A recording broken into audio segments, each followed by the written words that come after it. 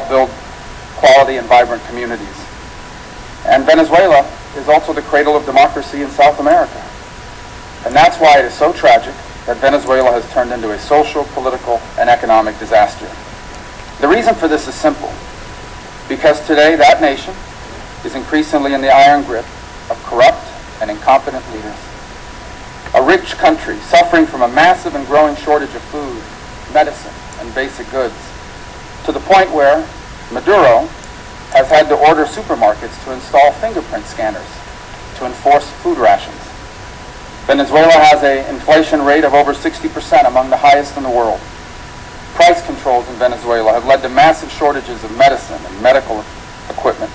It's forced hospitals to suspend cancer treatments and all but emergency surgical procedures. Shortages of spare parts have grounded much of the bus and truck fleet, and many airlines have stopped flying to Venezuela altogether.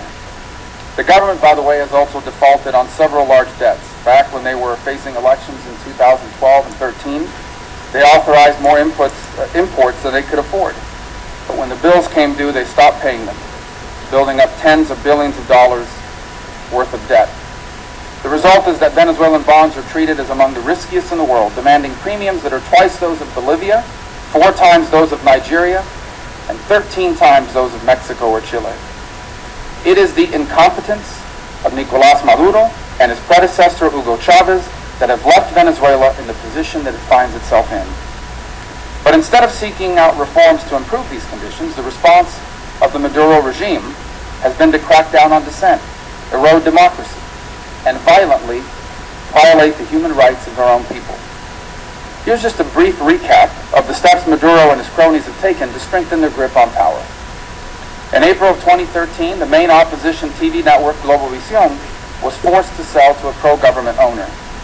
In July of 2013, pro-government businessman bought Cadena Capriles, the owner of the largest daily in Venezuela, Últimas Noticias.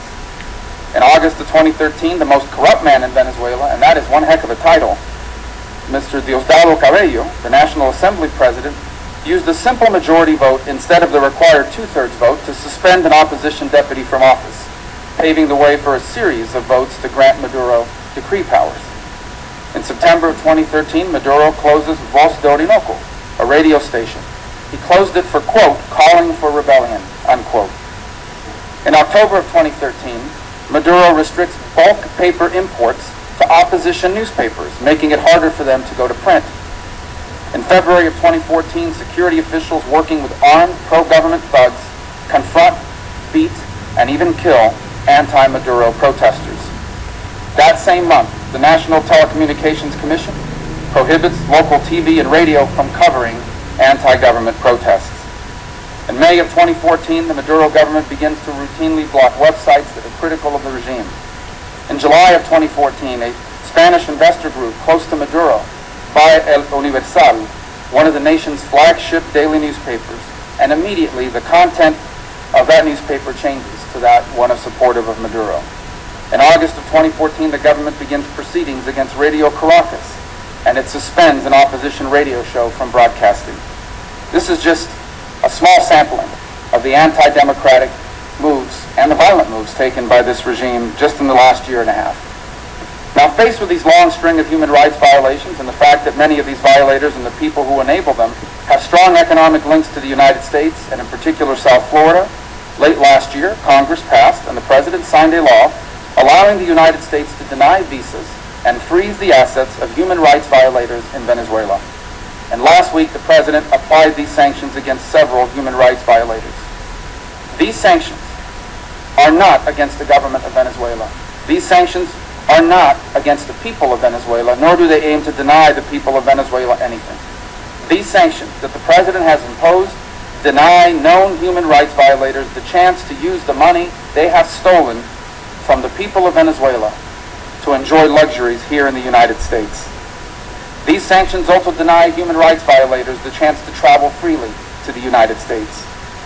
Faced with an economic catastrophe and dwindling public support, Nicolás Maduro has tried to use these sanctions as a way to deflect from these problems and rally people around anti-Americanism and nationalism. He has gone as far as to absurdly claim that the United States is preparing an invasion of Venezuela. and he has tried to place the opposition in a position of either supporting him or being labeled as traitors. So let me be very clear. The future of Venezuela belongs to the people of Venezuela to decide via free and fair elections. The United States has no interest and no plans of imposing or encouraging what direction a free people of Venezuela freely choose. The purpose of these sanctions is only this: to deny corrupt officials and human rights violators the opportunity to buy homes, make investments, and vacation in the United States with the money they have stolen from the people of Venezuela. Nevertheless, we can expect to see more of these theatrics from Nicolás Maduro in the days and weeks to come. In fact, we've just received word that he is shopping around an open letter to the American people to be published any day now in some major American media outlet or various media outlets, encouraging the American people to stand up to their elected officials and ask them to stop picking on him. By the way, in the same letter, he accuses the United States of being involved in a 2002 coup plot in Venezuela, another absurd claim. This past weekend, he asked for and was given absolute power once again by the National Assembly. This grab for power through a decree powers that were given to him. You can expect to see more of this because the declining economy and falling oil prices has cut into his ability to buy support. Here's some of the things we can expect to see. Unable to find credible evidence of coup plots between the opposition and U.S. diplomats, I expect and predict that soon you will see them produce fabricated evidence of coup plotting. You will see clandestine assassination of opposition figures. And you may even see Maduro and his cronies try to move up this year's legislative elections to capitalize on this nationalism before the popularity of his government fades even more. But no amount of repression or theatrics will solve or cover up the disaster that he has brought upon the people of Venezuela. Food seized from private stores, rot in warehouses because of their incompetence. Maduro and his cronies continue to manipulate currency to make money for themselves.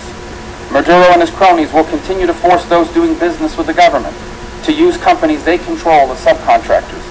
And at some point this year, we may even see the gas subsidies, long provided by the government, either altered or removed altogether.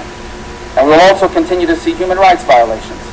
The defense minister, Vladimir Padrino Lopez, has authorized the use of force against peaceful demonstrators, which has led to the murder of a 14-year-old boy. We will see more arrests, like the recent one of the elected mayor of Caracas, Antonio Ledesma, who was arrested last month. And sadly, we will see more deaths, such as one when opposition leader Rodolfo Gonzalez took his own life when faced with the Maduro decision to move the dissident leader to a cell block of common criminals. It is also worth noting some other aspects of this regime. First, the Cuban dictatorship has penetrated every aspect of the Venezuelan government. We will get into that today. Second, Maduro has opened the door to closer military relations with Iran, Russia, and China. In fact, the Venezuelan military is currently conducting exercises with visiting Russian troops and equipment. Third, the Maduro regime continues to harbor vast elements of the FARC within Venezuelan territory, offering this terrorist group sanctuary and protection.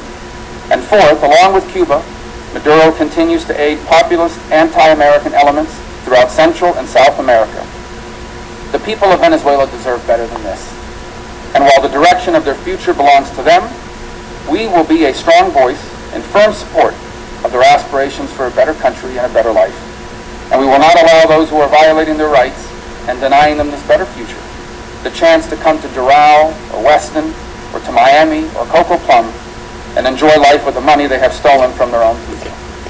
With that, I'd like to thank and recognize our ranking member, Senator Boxer, and I look forward to continuing to work with you on these important issues. Thank you so much, Mr. Chairman, for holding this really important and very timely hearing. And I also would like to thank our witnesses all for participating.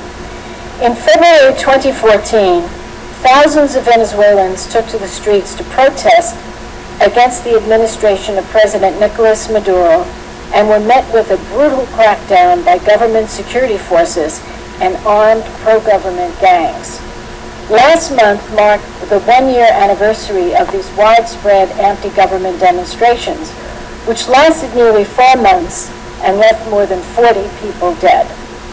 Tragically, the grievances voiced by protesters, a failing economy, chronic shortages of consumer goods, and high levels of crime, violence, and corruption have certainly not been addressed. In fact, the political and economic situation in Venezuela has continued to deteriorate over the past year. According to official figures, Venezuela's economy shrank 2.8% in 2014. Inflation rose to 64%, the highest rate in Latin America. Venezuela's murder rate is the second highest in the world, behind Honduras. And Transparency International ranks Venezuela as the most corrupt country in Latin America.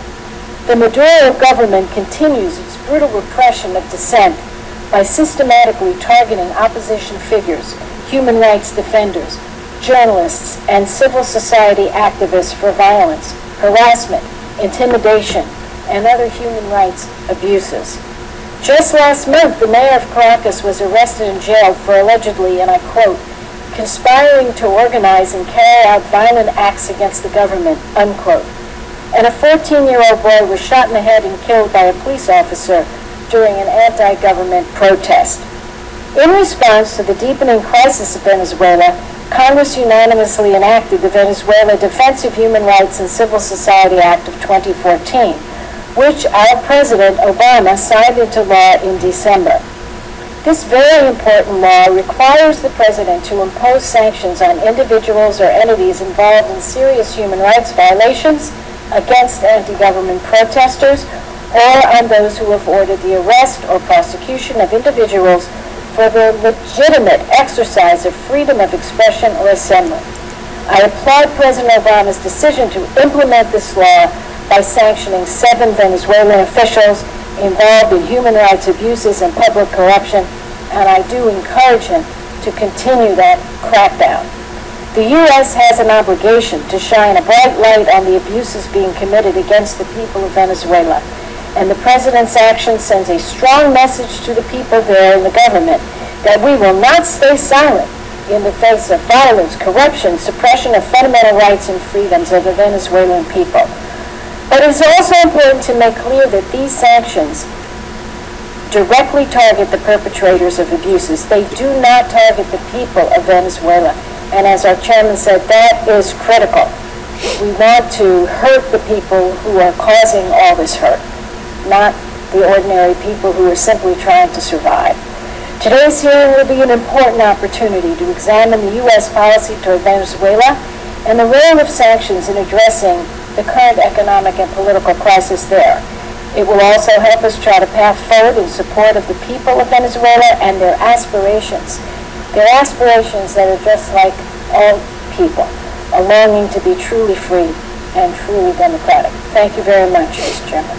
Thank you. The ranking member of the Foreign Relations Committee and someone who spends a tremendous amount of time on Western Hemisphere issues is here with us today, and I'd like to recognize him for some comment. Thank you, Mr. Chairman. Thank you and the ranking member for holding what I think is an incredibly important hearing. There are many challenges in the world that distract or diversify our attention, but this one in our own hemisphere is incredibly important. Last May, after 40 deaths, more than 50 documented cases of torture, high-profile political persecutions, thousands of arbitrary and unlawful detentions by the Venezuelan government, this committee met to review the shocking pattern of systematic human rights violations by the Maduro government, its security forces, and its judicial system, which continues today and has only gotten worse. Venezuela is awash in a culture of gross impunity at every level. Checks and balances on executive power have completely eroded. There is no accountability for the crimes against Venezuelan citizens by an out-of-control regime. It should come as no surprise, as Venezuela's fiscal and economic crisis has deepened, that the Maduro government is radicalizing its tactics. Last month, the Minister of Defense, Padrino Lopez, signed a decree authorizing security forces to use lethal force against civilians. And with that decree came the tragic death of 14-year-old Kluivert Roa, who was shot in the head by the National Police. We saw, as has been said here, the elected mayor of Caracas, Antonio Ledesma, forcibly removed from his office and jailed on trumped-up charges. And more than a year after his arrest, Leopoldo Lopez, the continent's most high-profile political prisoner, continues to languish in prison without a trial, without any semblance of due process. And just last week, in an unacceptable and utterly grotesque statement, Venezuela's ambassador to the OAS, Roy Chaderton, actually joked about shooting members of the Venezuelan opposition in the head. Against this backdrop of persecution, violence, and outrageous human rights violations, now even more disturbing trends started to emerge. Just last week, the Treasury Department announced that the Banco Privado de Andorra, BPA, was involved in a complex scheme to launder nearly $2 billion. Let me repeat that, $2 billion in funds from the Venezuelan state oil company PDVSA. PBA then moved these funds into the U.S. financial system. In December, a private jet trafficking millions of dollars in cocaine was captured in Fort Lauderdale. In September, a truck carrying $10 million in cash coming for the United States was captured in Venezuela. All of this on the top of the thousands of pounds, literally tons, of cocaine trafficked by the Venezuelan National Guard that has been seized in Europe. The United States and the international community cannot tolerate such blatant violations of international law. I'm pleased that the Treasury has named senior Venezuelan officials as kingpins and acknowledged the Venezuelan National Guard is deeply involved in drug trafficking. Obviously, in today's Venezuela, we are not just watching the rise of an authoritarian regime, we are watching the emergence of drug trafficking regime involved in networks that threaten and endanger the hemisphere. So finally, let me just say I welcome the President's decision to move forward with implementation of the Venezuela Defense of Human Rights and Civil Society Act, which, Mr. Chairman, you and I authored, and you were deeply involved in helping us draft and ultimately move through the Senate, and I appreciate that. And the announcement last week of targeted sanctions against 7 Venezuelan officials, including senior members of the military, intelligence services, and judiciary. In my view, we can go further, but this is an important first step. Let me re-emphasize, these are targeted sanctions against Maduro government officials, not sanctions against the people of Venezuela. I look forward to hearing the administration's strategy for addressing the political, diplomatic, and security challenges that Venezuela presents. And I thank you, Mr. Chairman, for the opportunity. Thank you. And now we're going to get to our witness's testimony. Just a brief housekeeping item. We will have votes, I think, scheduled at 11. There may be a need to go into a brief recess for a few minutes while we go to and from the vote, but we'll continue the hearing until we conclude it. And with that, Mr. Lee, prepare for your opening statement. Chairman Rubio, Ranking Member Boxer, and members of the committee, thank you for inviting me to speak to you about Venezuela. I appreciate your interest in Venezuela and your support for U.S. assistance and our policies there. We are deeply concerned about the situation in Venezuela, where last year legitimate political, economic, and social grievances and a lack of adequate democratic space brought protests and, unfortunately, violence. Tensions within Venezuela continue to build, and the government has intensified its actions to repress dissent. The United States has called on the Venezuelan government to respect human rights, uphold the rule of law, and engage in peaceful, inclusive dialogue with Venezuelans across the political spectrum to alleviate the current tension. We have called on the Venezuelan government to release Mayor Antonio Ledesma, opposition leader Leopoldo Lopez, Mayor Daniel Ceballos, and others it has unjustly jailed, including dozens of students. We have encouraged the government to improve the climate of respect for human rights and fundamental freedoms, including respect for the freedoms of peaceful assembly and association. I know this committee shares our concerns, and we welcome your strong support for democracy in Venezuela. Venezuela's problems cannot be solved by criminalizing legitimate democratic dissent. These actions appear to be a clear attempt by the Venezuelan government to divert attention from that country's economic and political problems. Rather than imprisoning and intimidating its critics, we believe the Venezuelan government should focus on finding real solutions through democratic dialogue. We will not refrain from speaking out about human rights abuses in Venezuela. We are joined in this by dozens of individuals and entities, including the UN High Commissioner on Human Rights, Organization of American States Secretary General in Sousa, the Peruvian, Costa Rican, and Colombian governments, and the Inter-American Commission on Human Rights, among others. Advancing human rights and democratic processes are a key U.S. foreign policy objective. The President's March 9th executive order, quote, blocking property and suspending entry of certain persons contributing to the situation in Venezuela, close quotes, which implements the Venezuela Defense of Human Rights and Civil Society Act of 2014, is a manifestation of our commitment to advancing respect for human rights, safeguarding democratic institutions, and protecting U.S. financial system from the illicit financial flows from public corruption in Venezuela.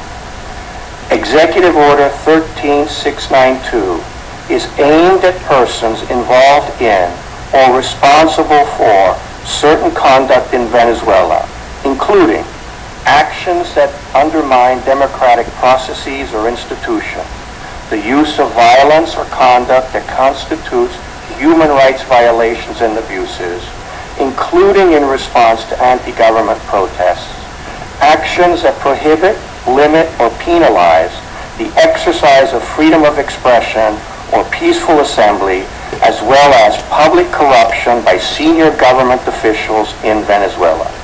The executive order does not, repeat, does not target the people or the economy of Venezuela. I want to be clear. It is not our policy or intent to promote instability in Venezuela or to endorse solutions to Venezuela's problems that are inconsistent with its own legal system. The United States is not seeking the downfall of the Venezuelan government, nor trying to sabotage the Venezuelan economy. We remain Venezuela's largest trading partner. President Maduro has publicly expressed a desire to improve our bilateral relationship, and we are open to direct communication with the Venezuelan government. We maintain diplomatic relations and welcome conversations and debate. We remain committed to maintaining our strong and lasting ties with the people of Venezuela. We will not, however, refrain from calling out human rights abuses and other actions and policies that undermine democracy.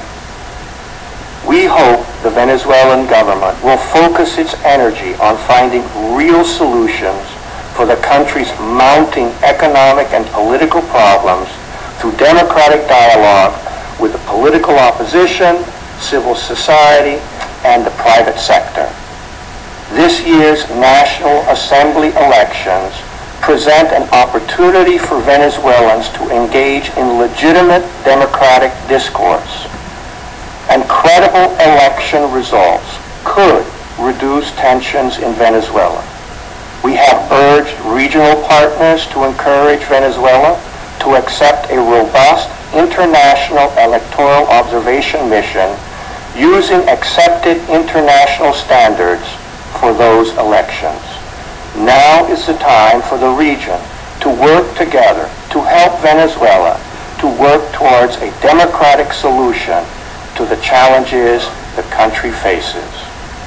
We will also continue to work closely with Congress and others in the region to support greater political expression in Venezuela and to encourage the Venezuelan government to live up to its required commitments to democracy and human rights as articulated in the OAS Charter, the Inter-American Democratic Charter, and other relevant instruments. Thank you, and I look forward to answering your questions. Thank you. Mr. Lee.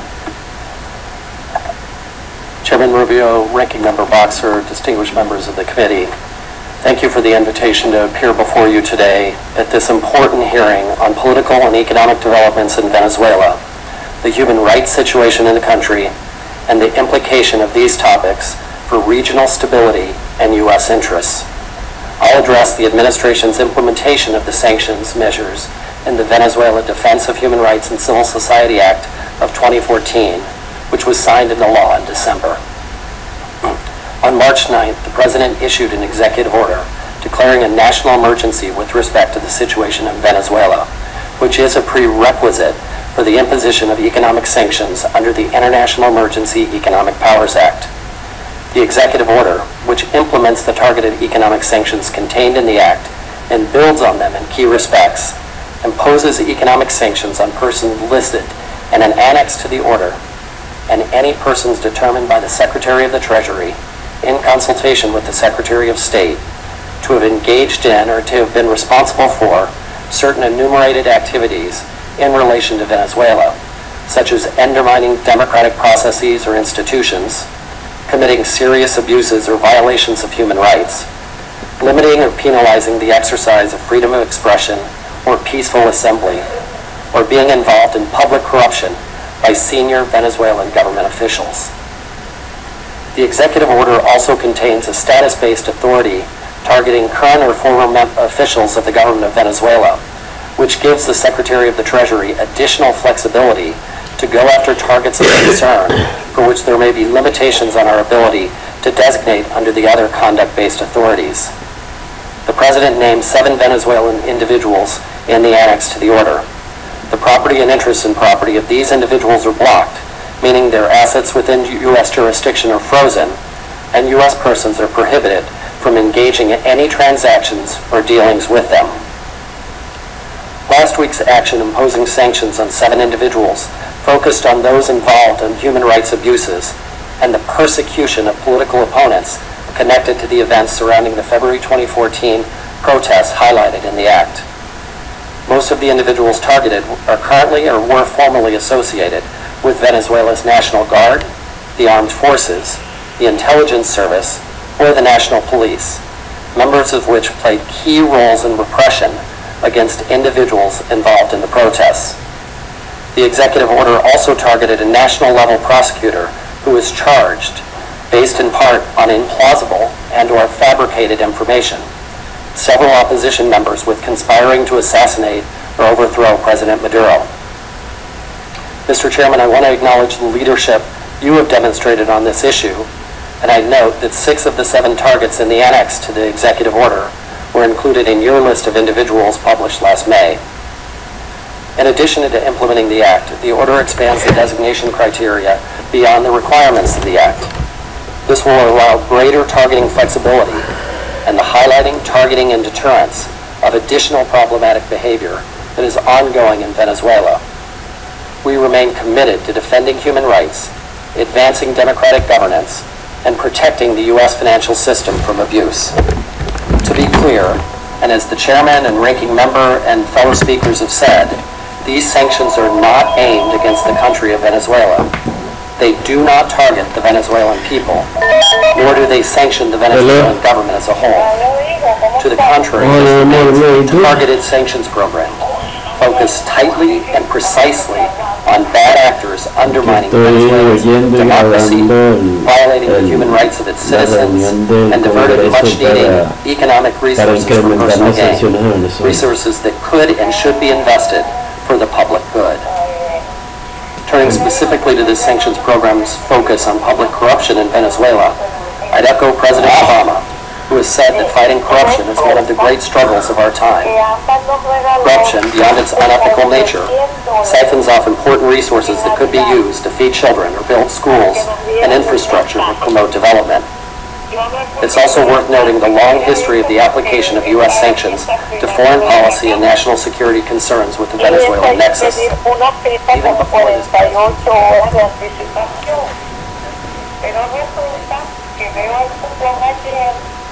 y veo que se vence el día martes de la semana que viene, el martes. Entonces, yo llamé al teléfono que lo tengo aquí, pero eso habla 1000 palabras por minuto el hombre que atiende. Entonces llamé a Apple para que me hiciera el favor, porque la otra alternativa es email. Yo no internet. Entonces llamé a Apple para que me hiciera el favor y me dijo que no podía, que tenía muchísimo trabajo, que no podía ponerse en esto. Entonces dije, no, déjame. Sí, ok, dame el teléfono. Ajá, el teléfono es 1-888-888-888. 350 90 71. Ok, ¿cómo se llama el sitio? El sitio se llama Special Hand Massage. Ajá. Ajá, ¿Dónde es eso? Eso es donde dan el masaje. ¿Dónde es eso? Yo no sé, hijo. ¿Cómo No lo va? hablando, pero que no sé, no. Ah, sí, aquí está la dirección. En el Millennium. En Orlando. Ajá. Y el código del cupón, de los cupones son 32, 69, raya, 42, 26. Y el otro es 45, 73, raya, 74, 09. De todas maneras, ellos tienen aquí otra cosa que dice grupo de cupón número, que es otra cosa. Eso que te dije fue redemption code.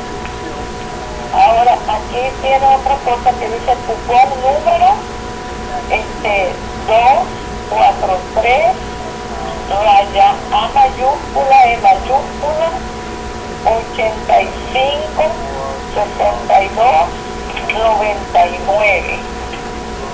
Y el otro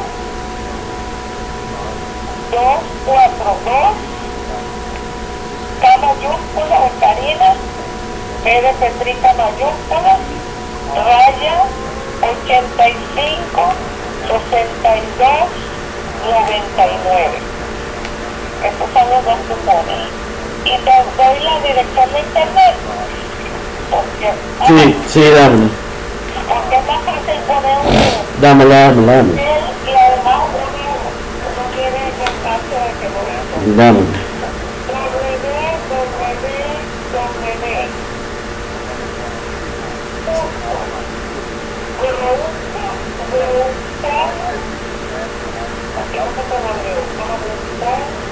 No, léemela completa entera.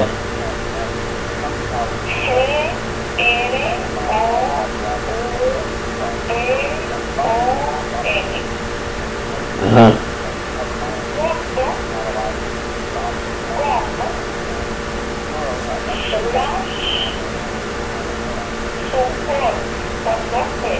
Ajá.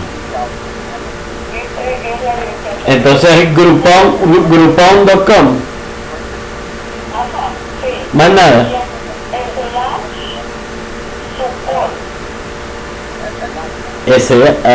Pero pregunto, mamá. Groupon.com es el sitio. Sí, support, pero es groupon.com.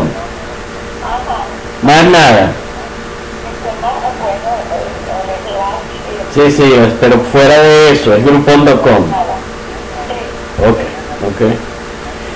Pero entonces un momento, ella te dio esos cupones, los cupones vencen el próximo martes.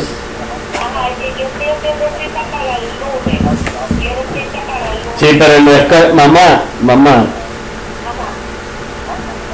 tú no puedes pretender que si tú tienes 20 cupones, te lo digo para explicarte mi punto, pues. Suponte que tú tengas 20 cupones, tú no puedes llamar el día antes y decir, mira, yo quiero 20 mensajes mañana.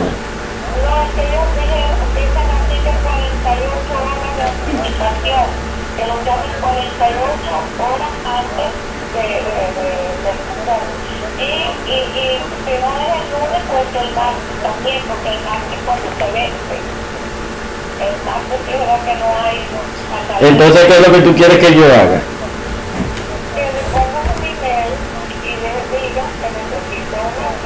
O sea, que tú quieres redimir los cupones antes de que se venzan. Ok. ¿Y a qué hora, lunes o martes? ¿Cualquier hora? Cualquier hora. Ok. Y tú no quieres ver si lo pueden extender ni nada de eso. No, porque yo sé que no se puede extender porque es promocional. No, ok. Pero Por eso que quiero hacerlo temprano. Yo lo pedí el favor ayer a ambas y ahorita me estoy diciendo que no me Ok, yo llamo, no hay problema. tengo una semana. En una semana yo me puedo dar la cita para que no me olvide. Sí, ok. Sí, yo lo hago, te llamo para darte los resultados. Agárrame el teléfono cuando te llamo. Ok, va.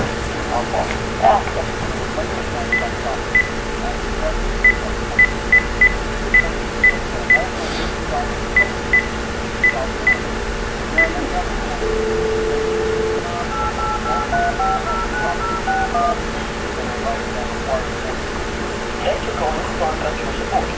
Are you short on time or do you need to tell us about an experience on the vendor? Visit coupon.com/support to send us an email.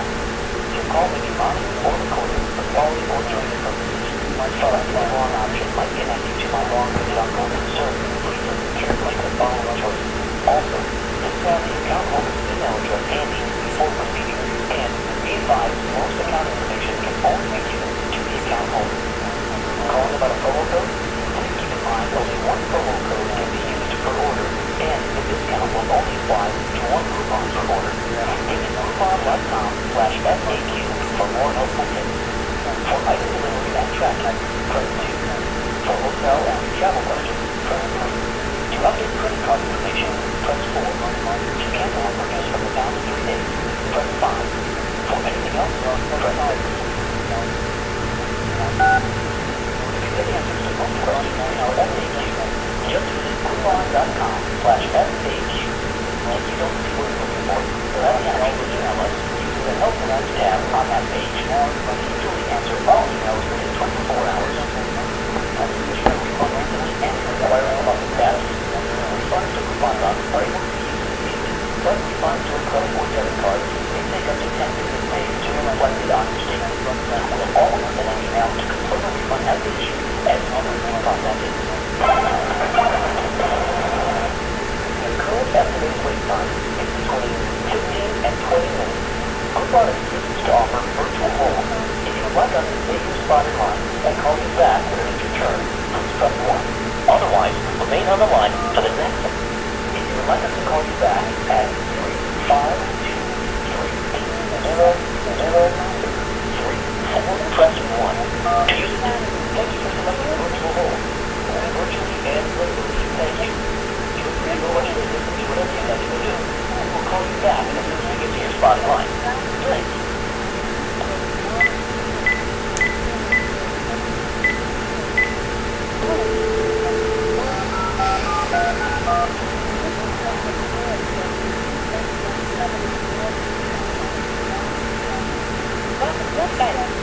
Main menu. To call the feedback contact, press 1. Call any other international number, press 2. Express support for our action? I'll start, and then my colleague will finish, Senator.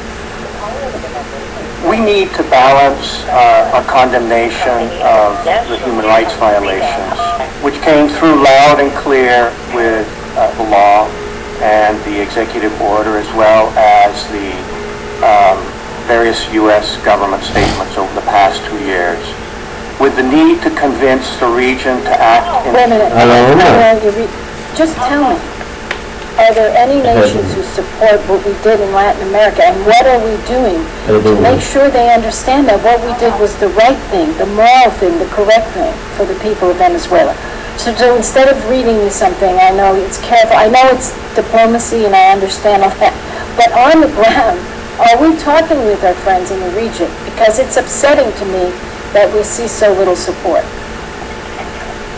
Senator, you're right that the Latin American community has sharply criticized our sanctions against individual Venezuelans. We have made a full court press to explain that what we're doing is represents our principles and that we are exercising our own sovereignty in not allowing human rights violators or corrupt actors to come into our country or to enjoy our financial system. At the same time, we point out that, and we urge the other Latin American countries to provide Mira, te greater estoy llamando porque acabo de llamar y with efectivamente the me Venezuelan ganó la llamada de vuelta government porque la to try to esperaba de bridge 15 the o 20 differences minutos. within Venezuela. Okay, so just to cut through, Sí, sí, we are sí. working Entonces, with te estoy llamando in the region to get them to porque understand why what we do is right. Yes ¿cuáles or no? son las pólizas o las Yes. reglas Okay. para hacer una cita en And este where the sitio? crisis in Porque Venezuela este is grupón priority for President es un Obama sitio que se when he encarga attends de some of manejar the cupones para businesses. O sea que How do you Special Health Massage no es sino una de 10.000 agencias a las que ellos atienden. Entonces yo digo mucho que las appointments las den ellos. The greatest chance for Venezuela to solve its problems is holding a credible electoral process. And for that, we need to work with the community, the international community, Venezuela's neighbors. And we will to help en la administración de estos cupones. after its meeting, Pero ellos no te van a hacer un appointment con este first sitio. time a statement that is called on Venezuelans to engage in dialogue and to hold an election to try to bridge the differences. And we believe that is a positive step forward. We would like the Latin American partners to more vigorously champion the need for an electoral monitoring mission in Venezuela. Entonces el sitio se llama Special Health Massage. Countries, and we have seen a growing appreciation in Latin America that the economic situation and the Venezuelan government's effort to try to control opposition to it through repression is only greatly exacerbating the problem. Well, I want to say thank you for that. I agree with you that this upcoming election is critical. It's absolutely critical. And I agree with the comments made by my chairman here about, having a vote and then having someone elected and declaring martial law and taking over and saying, I can just decree this and that and the other. That's what's going on.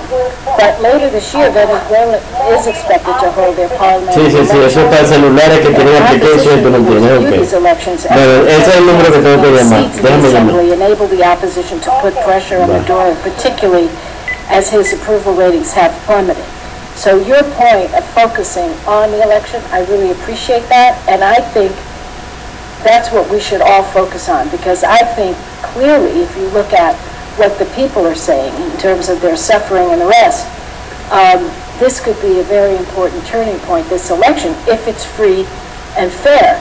And I'm concerned about the lack of support in the region for our sanctions, and I think we should tell, as you are already, our friends in the region, this is our right as a nation not to allow people to come in here with their funding and hide their money and all the rest of it. That's our right as a sovereign nation.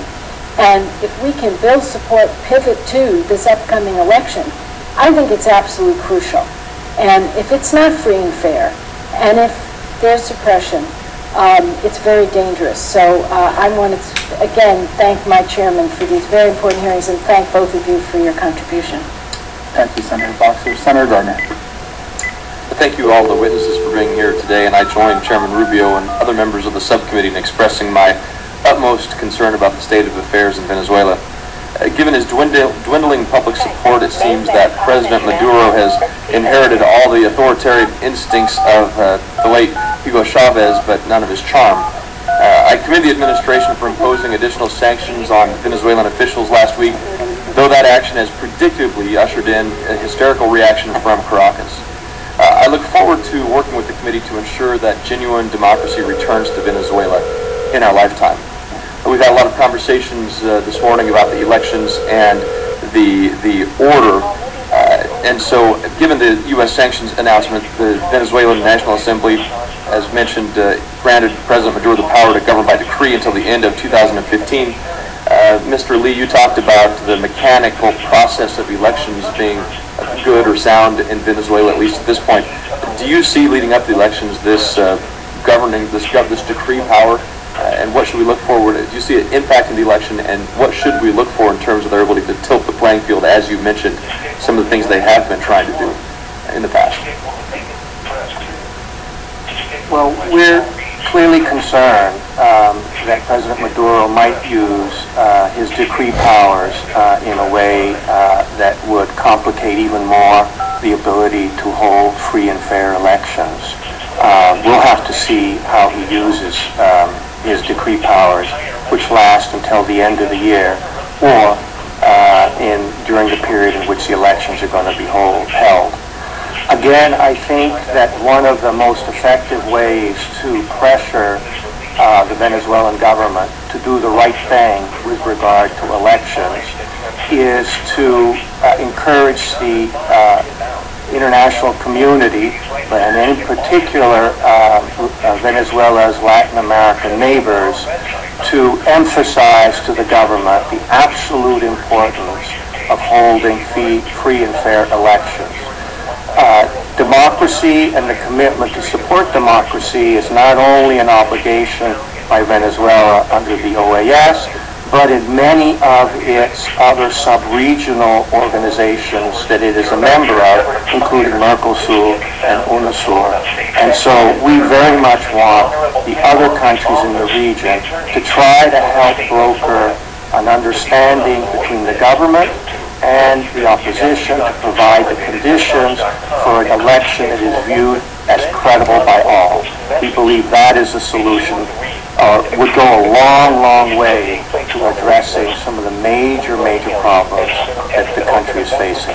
Thank you, Mr. Lee. Mr. Smith, kind of following up on those comments, what's the reaction been to our sanctions in the region, and have we coordinated these sanctions with any of our allies in the region, such as Brazil or Colombia?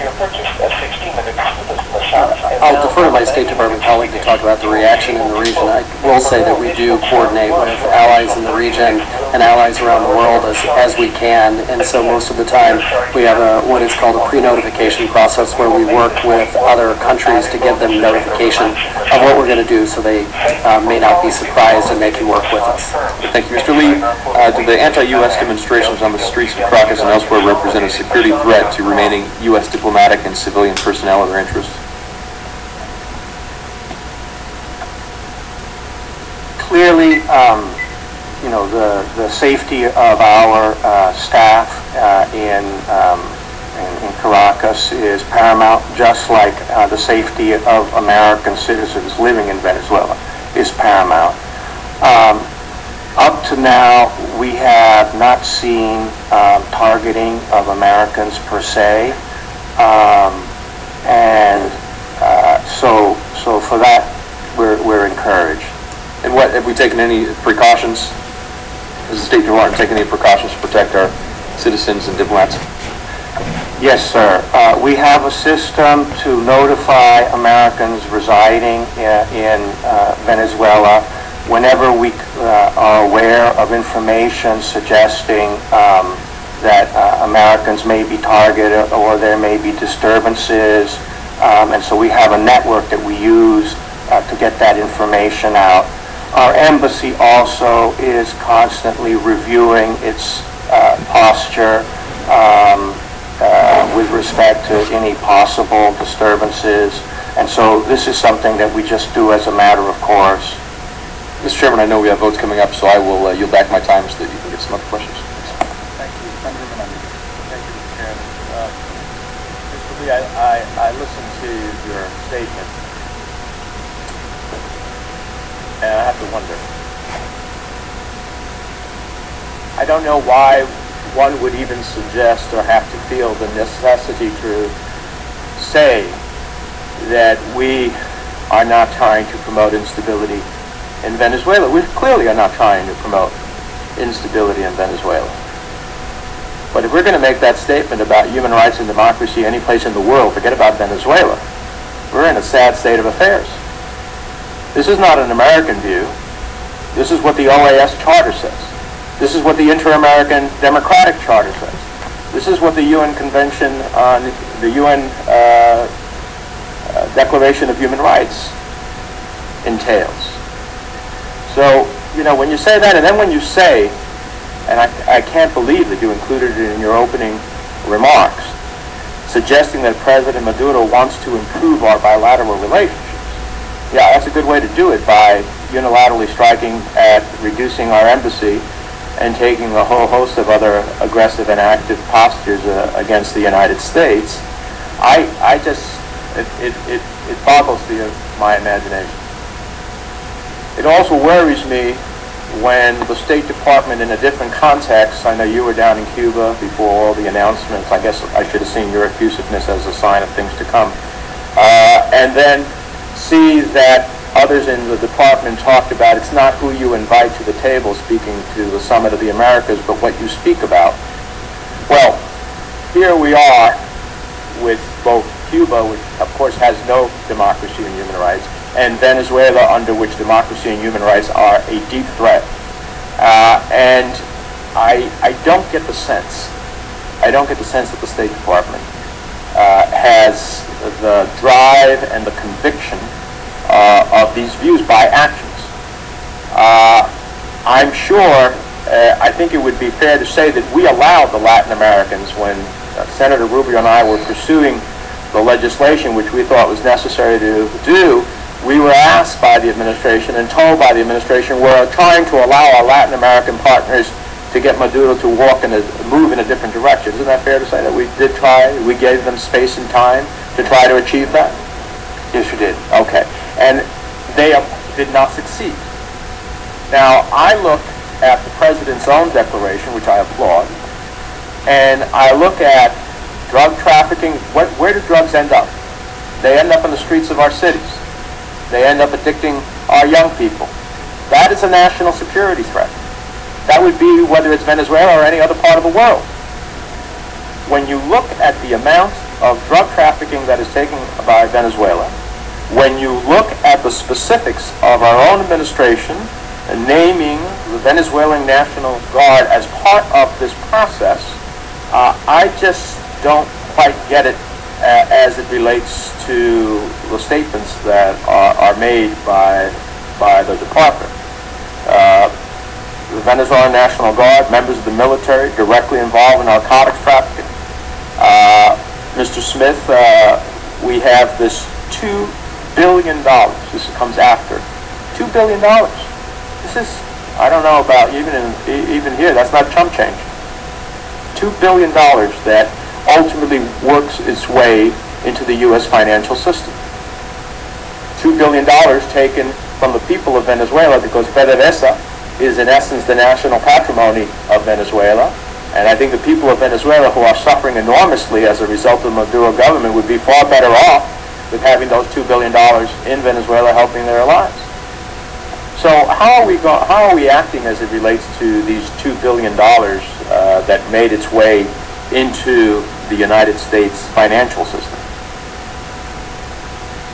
So, sir, I can say the Treasury Department has been engaged in vigorous actions across the board, and for many of the activities that you've been talking about, we've been working for years on narcotics trafficking. We've designated across the board narcotics traffickers. I appreciate when you ask about the $2 billion. When you ask about the $2 billion, that was an action that one of my sister agencies, the Financial Crimes Enforcement Network, took, and that's the agency that I'd have to refer this question back to. Okay, so you have nothing to do with it? It's another part of my department. Okay, so you can't speak to that. Can you speak to that, Mr. Lee? No, sir. Oh my God.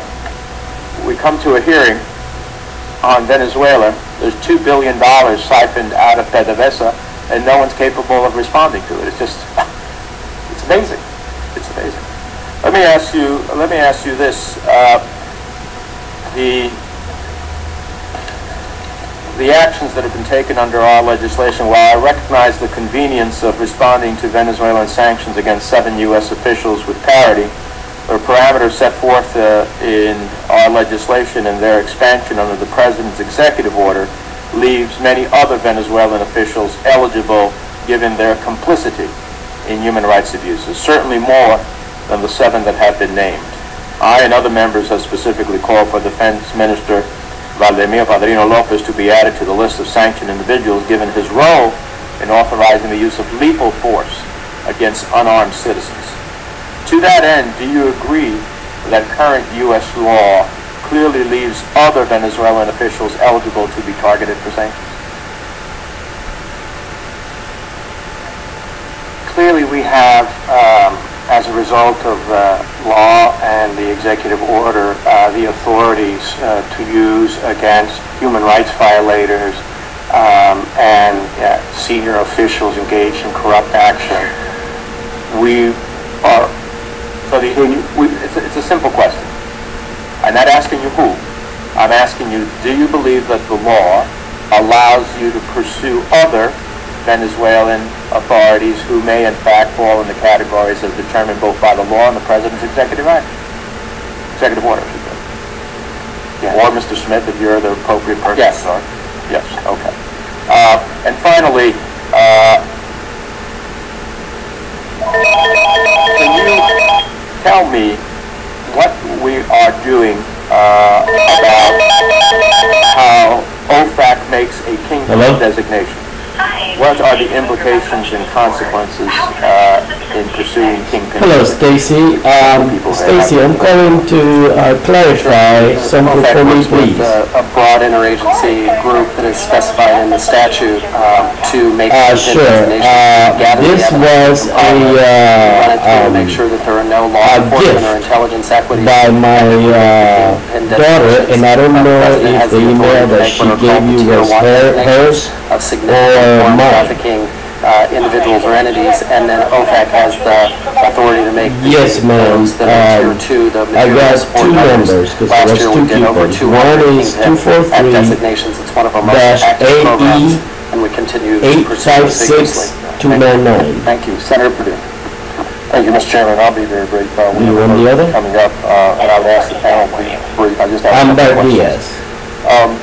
First of all, the U.S. is enabling a dictatorial regime in Venezuela as it continues to violate human rights affairs there in Venezuela.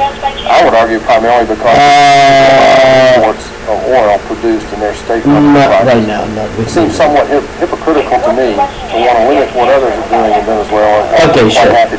The coupons say that they expire next Tuesday. Continue to be critical. So I called Consolidated Massage, whose number is the one that I have in the coupons, and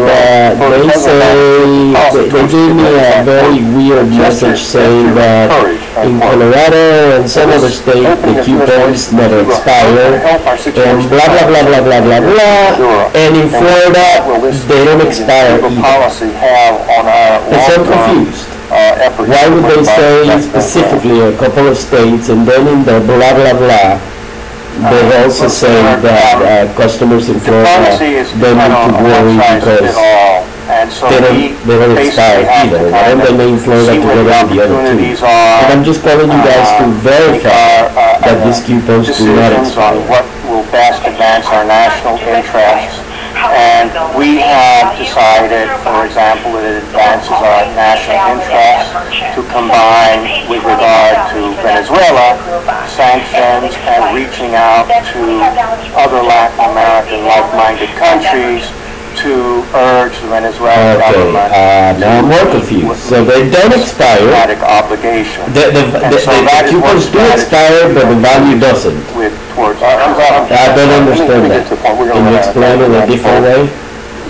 Specifically, if we move to a more liberal relationship with Cuba, what specific impact will that have on Maduro and his continuing dominance of his people in Venezuela? 180 days, however many days. I'm not sure that there will be a direct relationship. Okay, thank you. The next is, given the difficult situation in Venezuela, they have an oil economy, basically. And as I see it down there, the consumer is really not able to bring their economy back. But I see, but I can no longer get the massage that costs $60 for that month. Extensive support to Cuba. I see. He would have to pay the difference.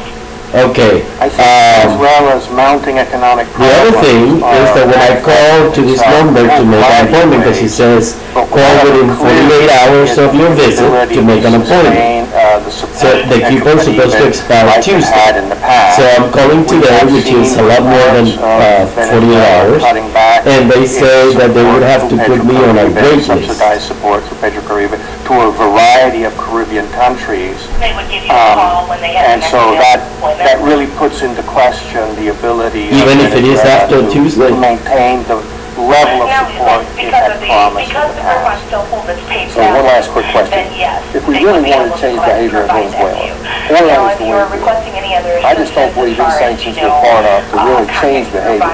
We see it in other parts of the world, Russia particularly, when we started out with similar sanctions there, had no impact. I see. Can I, since I did not buy the coupon, can I call for an appointment? For the oil, and that means that we'd have to pay a price too, because the oil that we bring in, the $30 billion, is down in JVs, I think, with U.S. corporations with their state-owned oil enterprise. Yes, please. Okay. All right. Well, if I need something else, I'll call you guys again. Variety of civil society actors and political actors. No, that'd be all. Thank you. Have made the decision that it really advances U.S. interests not to use sectoral sanctions in Venezuela. What is that? I'm sorry. To use like an oil sanction. So specifically, we think that these sanctions will change behavior of this despot in Venezuela. We believe the sanctions that under the authorities that we have as a result help highlight unacceptable behavior. And how long do you think it will take to change that behavior specifically? I can't say. Well, what's a reasonable person's estimate? I really can't say. Well, let me ask it a bit differently. So how long would we be patient to watch the human rights violations in Venezuela before we stiffen those sanctions? We think that if Venezuela is going to stop this downward slide, it is basically through more democracy, and the best way to express that is through holding elections that are seen as credible. And we believe that the international community can play a role towards that. I think we need to combine the use of sanctions in order to against individuals, in order to express our democratic principles.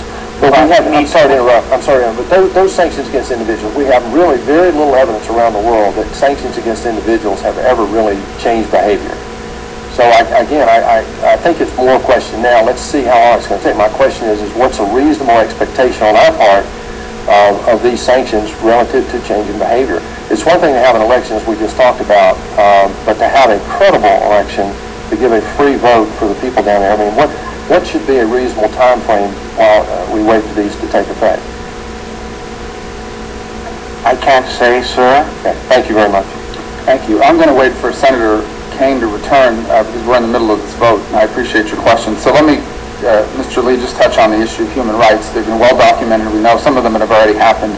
I want to inform you of a couple more that I hope the State Department will look at closely as we continue to examine other people that can be sanctioned. The first is, have you been made aware of a facility that's colloquially referred to as La Tumba, the tomb? Have you heard that term? No, sir. Okay, well, let me tell you about it based on the information we've received. It's a detention area that's located 4 stories below the Plaza Venezuela, which is a 7-station where detainees are held captive in 2 to 3 meter-sized rooms.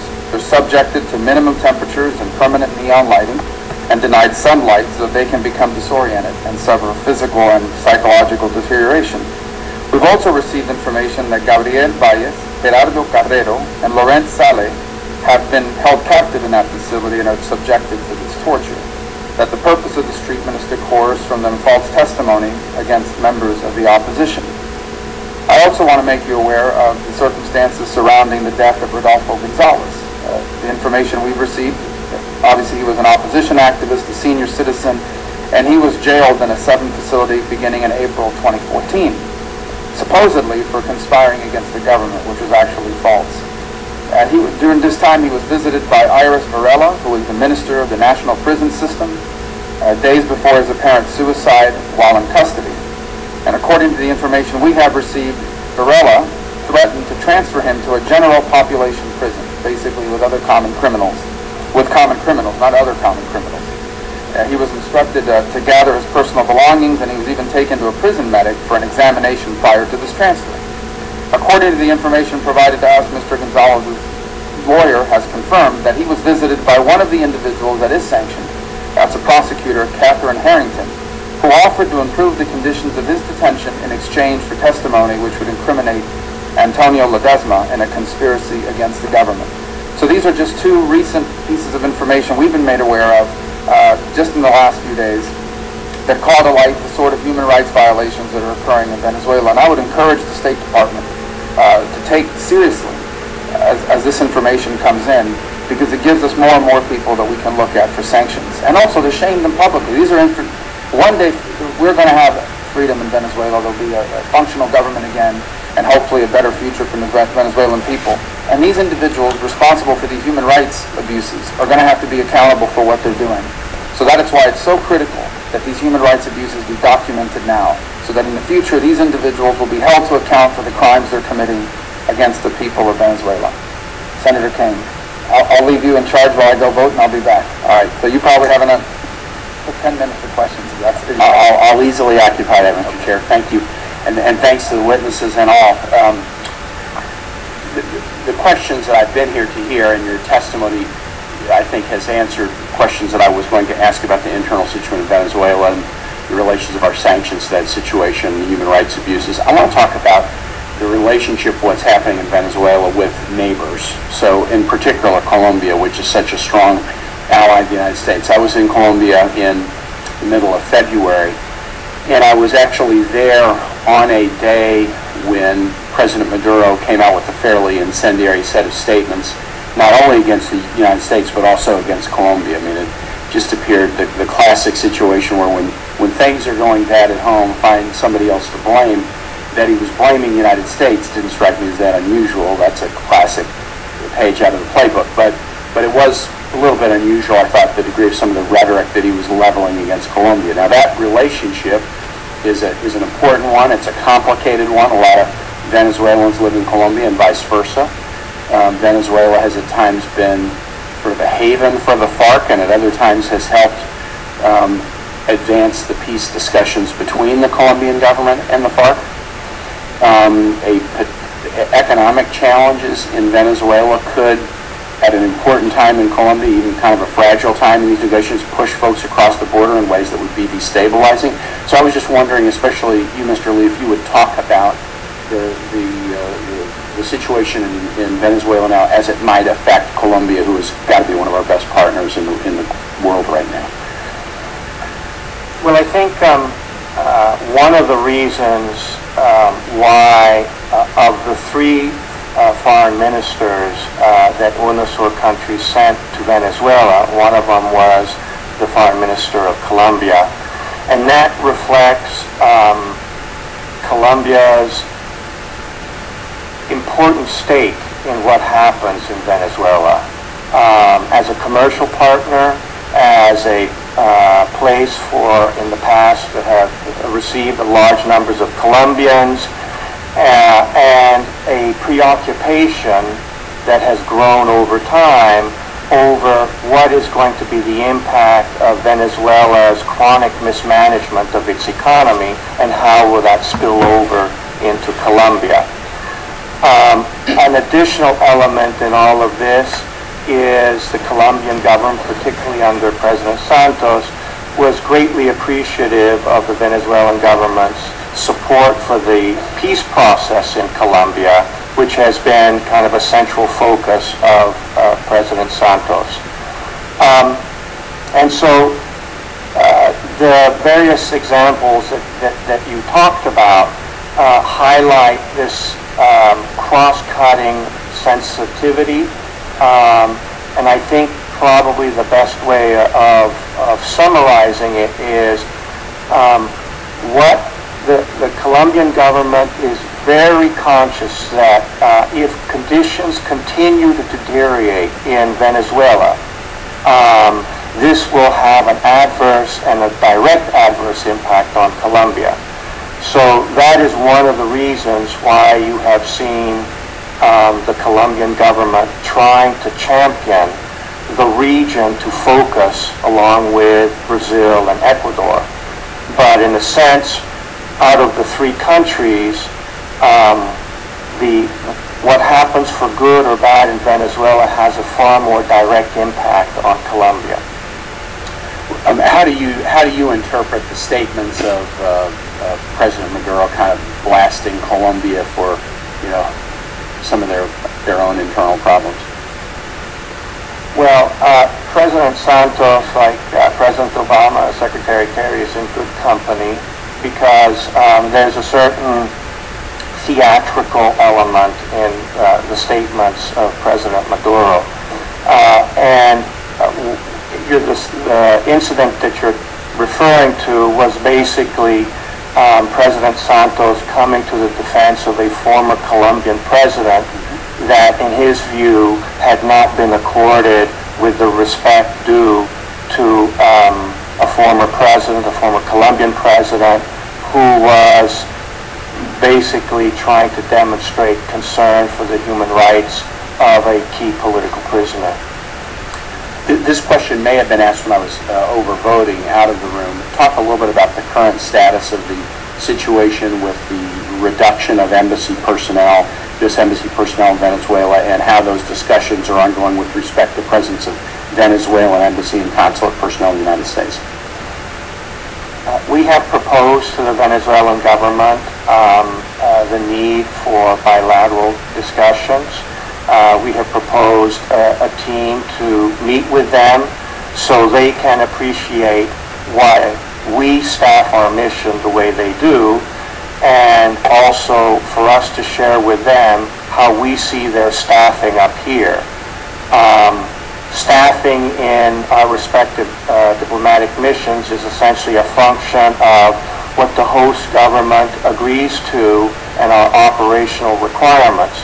And I think it's important for the Venezuelan government to understand that we need a certain level of staffing in order to ensure the protection of our mission, in order to provide the level of consular services for Americans, and also to provide travel documents to Venezuelans who wish to come to the United States.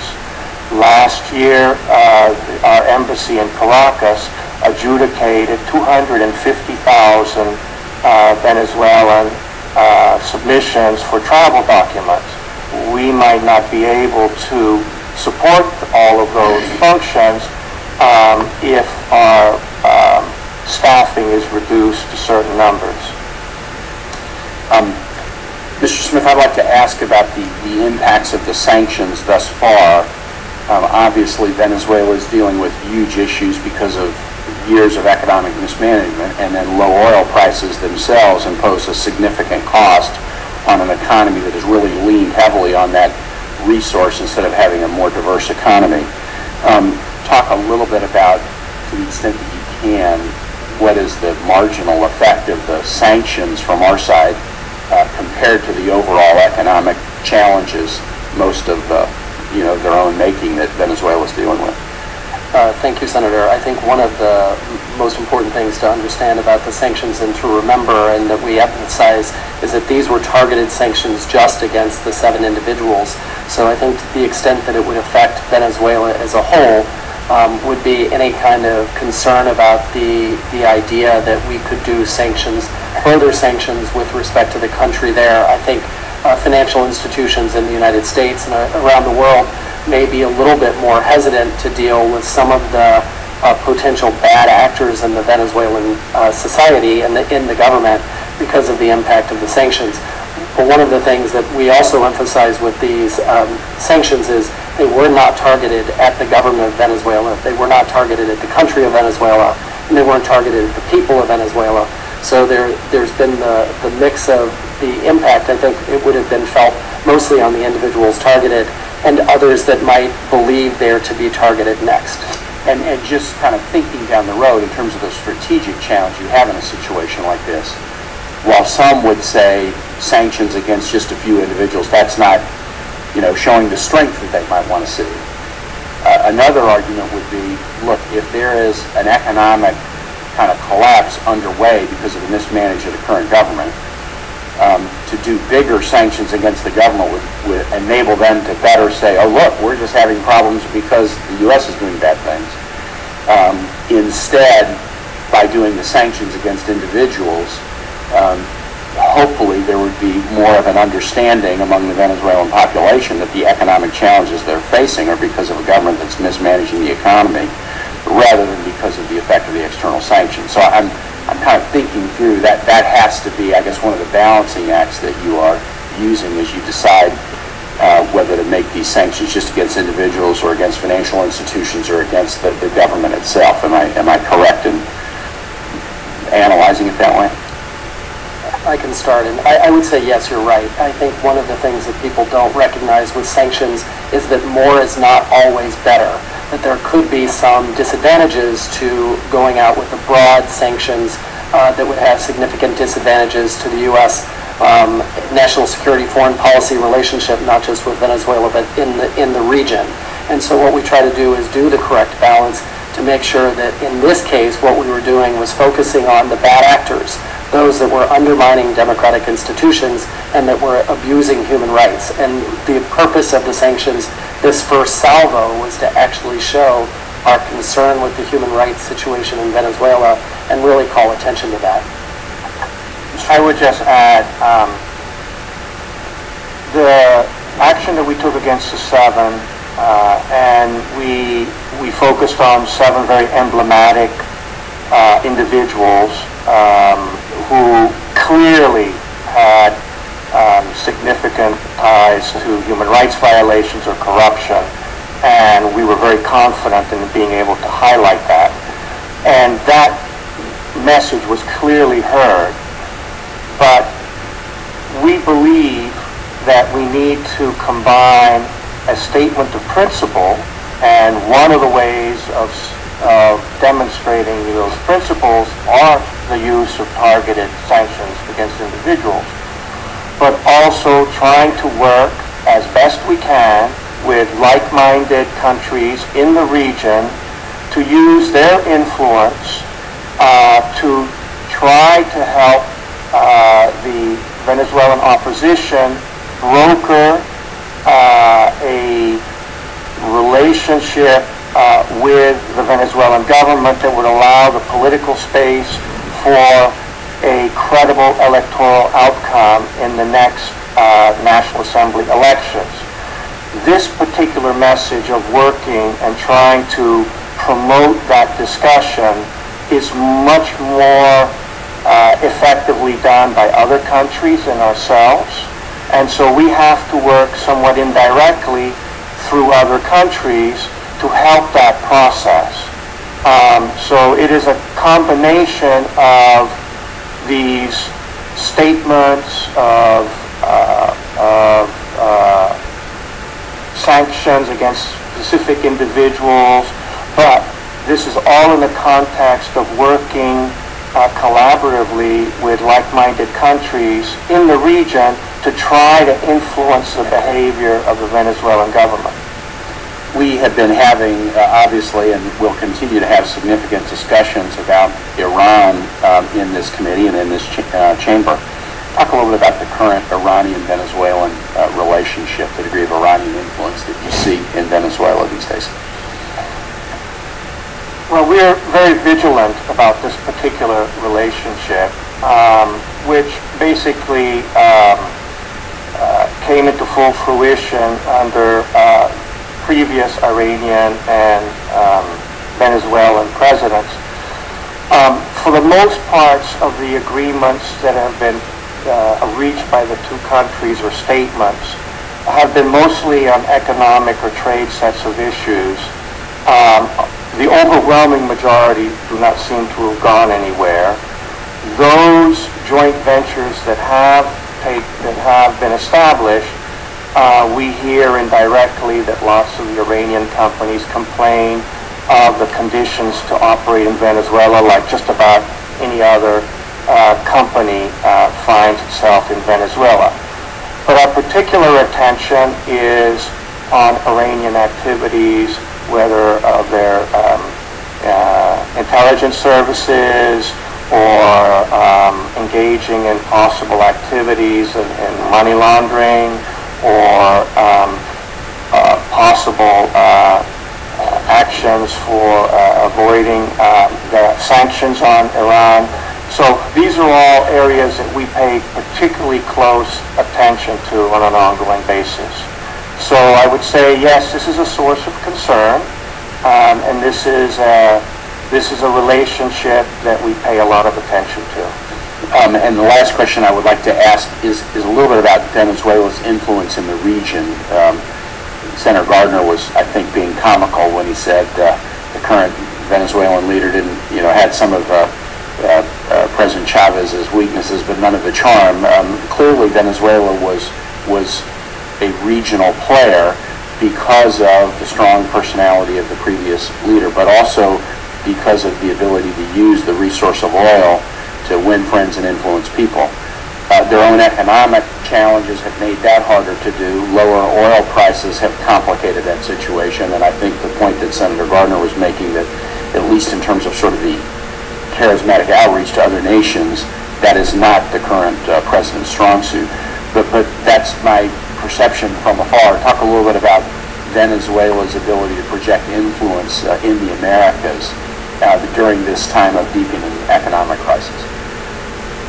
Well, I think Venezuela's ability to exercise influence has been gravely undermined by its serious economic problems and its ongoing efforts to try to stave off a balance of payments crisis.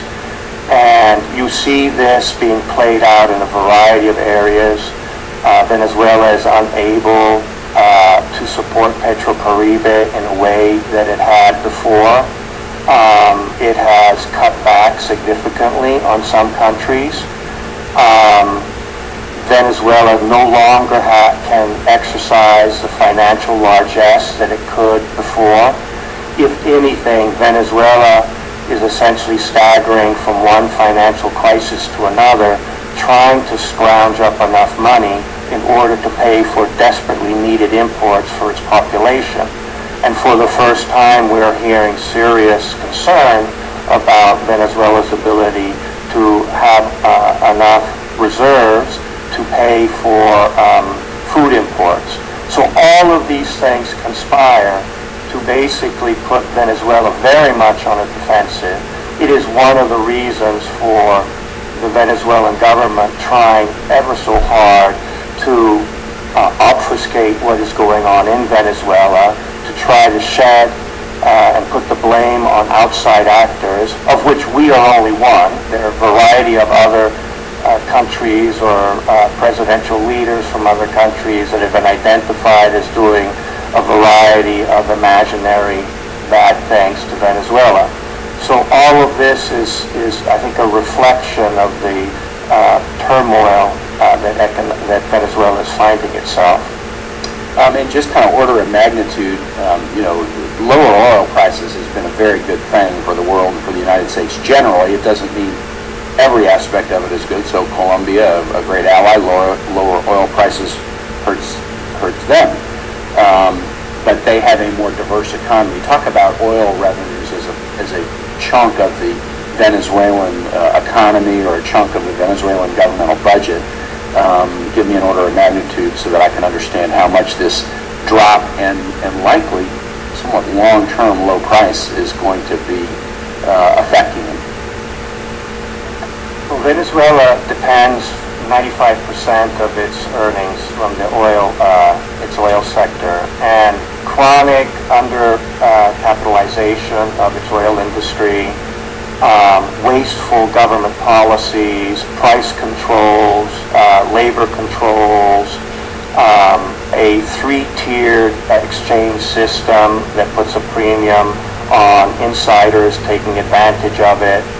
All of these have conspired to make the Venezuelan economy go into recession last year, even at a time when oil prices were about $100 a barrel. Now, with oil prices half of that, Venezuela is facing a really major foreign exchange problem. And Venezuela imports now far more than it did 10 years ago. So it imports virtually everything, all of its foodstuff, almost all of its consumer goods. And so you have seen a kind of a progressive deterioration of Venezuelan companies to manufacture things because they can't get dollars necessary for the inputs to manufacture things in the country. And so that's one of the reasons why you're seeing widespread shortages and chronic shortages in the country.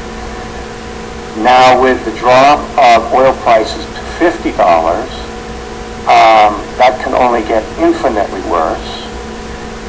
The IMF, for example, projects that Venezuela will suffer a contraction of 7% this year. Already, the inflation rate is projected to go from 64 to over 80%. So we're dealing with a very chaotic Venezuelan economy and a Venezuelan government that seems struggling to try to take any effective measures to arrest this downward economic slide. And I just wanted to underline that I think I heard you right. Kind of a statistic: 95% of Venezuelan government revenues are derived from the oil industry. Yes, sir. The last question, talking about the prospects for parliamentary or assembly or legislative elections, given again from afar, but just given the recent activity, the imprisonment of political opposition leaders, even some with significant post mayorships of major cities, the emergency decree entered into earlier in the month giving the president nearly complete power. You'd have to be pessimistic about we got to keep pressing, but we shouldn't be sugarcoating and suggesting that there's a high likelihood of elections that we will feel are free and fair. Given all of the actions that are being undertaken right now, wouldn't the prospects of elections that the global community would look to be free and fair happening this year seem really, really slim? Well, Senator, this is obviously a major concern of ours because we do see free and fair elections as a necessary first step for Venezuela to try to dig itself out of the situation it's in. And so that is the reason why we highlight the importance of these elections. We fully recognize and are concerned about President Maduro's acquisition of emergency decree powers. We will have to see how he utilizes those. But this is why we go to all of the countries in the region to emphasize that the region as a whole has an obligation to champion a democratic solution to Venezuela's problems. I want to thank you both for your testimony. There is an ongoing vote, and so we will have a brief pause before the second panel is called up for their testimony. But to both of you, thank you very much. We will stand in a brief recess until the chair returns from voting, and then we will begin with the second panel. Thank you.